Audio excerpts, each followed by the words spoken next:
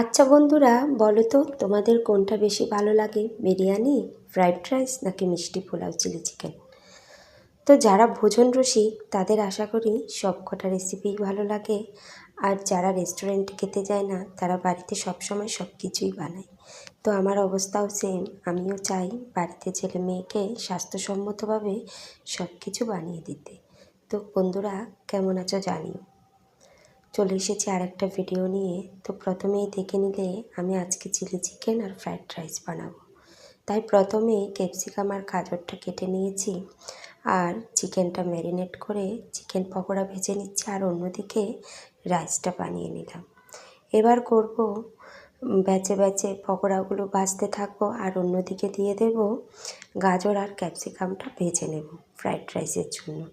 অনেকে লম্বা লম্বা করে গাজরটা কাটে, কিন্তু আমার ফ্রাইড রাইসে বিশেষ করে কিউব করে কেটে গাজর ক্যাপসিকাম দিলে বেশ ভালো লাগে, দেখতেও সুন্দর লাগে। তারপর ব্যাচে ব্যাচে সব পকোড়া হয়ে গেল। পকোড়াটা সাইডে সরিয়ে রেখে বানিয়ে নেব ফ্রাইড রাইসটা। ফ্রাইড রাইস বানানোর জন্য প্রথমে পরিমাণ মতো ঘি দিয়েছি, তারপরে কাজু কিশমিশ গোটা গরম মশলা আর চিনি দিয়েছি। চিনিটা যেই গলে গিয়েছে সেখানে দিয়ে দিলাম রাইসগুলো, আর ওই যে পাশে থেকে ভাজা ক্যাপসিকাম আর গাজরটা। এবার আর কোনো কাজ নেই, ভালো করে মিক্সিং করে নিলাম। তারপরে উপর থেকে দিয়ে দিলাম কিছুটা গোলমরিচ গুঁড়ো, তাহলে খেতে বেশ দুর্দান্ত লাগে, হজমেও সহায়তা করে। এই যে হয়ে গেল আমার ফ্রাইড রাইস, ওটা দমে রেখে এবার চিলি চিকেনে চলে এসেছি।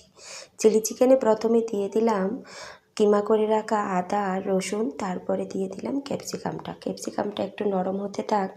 এই ফাঁকে বানিয়ে নেব আমি সসটা। প্রথমে দিলাম অনেকটা টমেটো সস, তারপরে চিলি সস আর সয়া সস, আর দেব গোলমরিচ। একসাথেই ভালো করে মিক্সিং করে নেব, তাহলে রান্না করতে সুবিধা হয়। এই যে ভালোভাবে মিশিয়ে নিচ্ছি। এবার দেখছি এদিকে ক্যাপসিকামটা নরম হয়ে এসেছে, ওখানে দিয়ে দেব পেঁয়াজগুলো। এবার পেঁয়াজটাও একটু নরম হয়ে আসলে দিয়ে দিলাম সব রকমের সসটা। এবার আর বেশি কিছু না, কিছুটা গরম জল দিয়ে, জলের পরিমাণ মতো জল দিয়ে রান্না করে নেব। এরপরে কিছুটা কর্নফ্লাওয়ার দিয়ে দিলাম যাতে থিকনেসটা ঠিক থাকে। এই যে আমার গ্রেভি রেডি। এবার আর কোনো কাজ নেই, পকোড়াগুলো দিয়ে মিক্সিং করে নামিয়ে নিলেই হয়ে যাবে। দেখুন তো কত সহজে বাড়িতে রেস্টুরেন্ট স্টাইলে রান্না করা যায়, কিন্তু আমরা অনেক সময় গৃহিণীরা মনে করি এইসব রান্না অনেক ঝামেলার। আর দেখুন রান্নার ফাইনাল লুকটা, কালারটা কি সুন্দর এসেছে, রেস্টুরেন্টের থেকেও ভালো হয়েছে। এরকম লোভনীয় রান্না করলে বাচ্চারাও